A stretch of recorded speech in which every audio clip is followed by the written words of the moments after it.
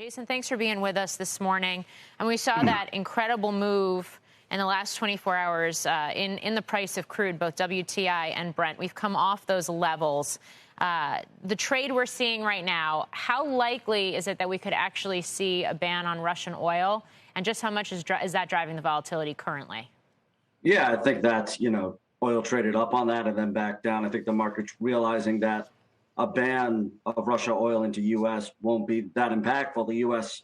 only imports a few 100,000 barrels a day of Russian crude, which on a global scale is very small. So we think an embargo of Russian crude into U.S. would not have a major impact. And I think that's what the market's realizing as oil trades lower through the day. Meantime, I mean, just looking at the AAA numbers, you saw the price of a gallon of gasoline here in the U.S. jump over $4 a gallon on average in the past week. It was a 40-cent jump, and that's before we even saw this latest move over the last couple of days. So the trickle-out effect, if you will, to refined product and the fact that we're starting to see record highs in things like the RBOB contract that's being traded, I guess just how sustained could this pain be? Yeah, I mean, it comes down to the question of how much crude and products will the market lose. And right now, the market is pricing in that a lot of Russian crude and products is going to go off the market. For us, the main thing that we're watching is waterborne crude exports from Western Russia.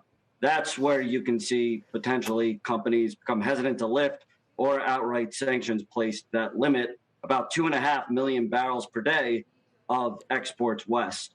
And the market is increasingly pricing that in.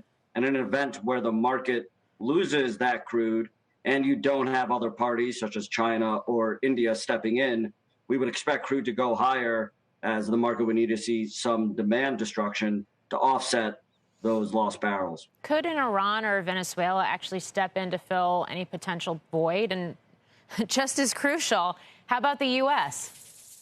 So Iran alone won't be enough to offset that lost 2.5 million barrels per day. Even if we do get an Iran deal and exports from Iran ramp up by 1 million barrels a day in the next few months, that won't be enough to offset lost Russian supply. Venezuela in isolation too, and it's unclear what the production capacity out of Venezuela will be, just given the country has likely underinvested in infrastructure for a number of years. I would suspect the U.S. to some extent will start to increase production in response to higher oil prices, but it's unclear, in particular, if public E&P companies who have been rewarded for being more disciplined with spend, it's unclear how eager they're going to be to ramp up production in the near term. Shepard Smith here. Thanks for watching CNBC on YouTube.